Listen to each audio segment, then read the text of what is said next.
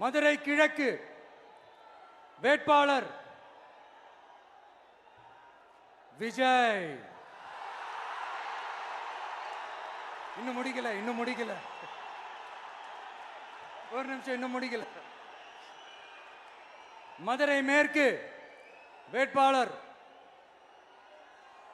விஜய். மதுரை மத்தி வேட்பாளர் விஜய். மதுரை தெற்கு வேட்பாளர் விஜய். மதுரை வடக்கு வேட்பாளர் விஜய். மேலூர் விஜய். சோழவந்தான் விஜய். திருப்பரங்குன்றம் விஜய். திருமங்கலம் விஜய். உசிலம்பட்டி விஜய்.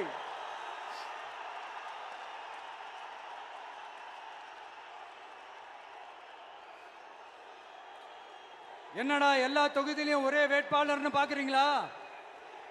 234 தொகுதியிலையும் இந்த விஜய் தான், அதாவது உங்க விஜய் தான் உங்க சின்னம்.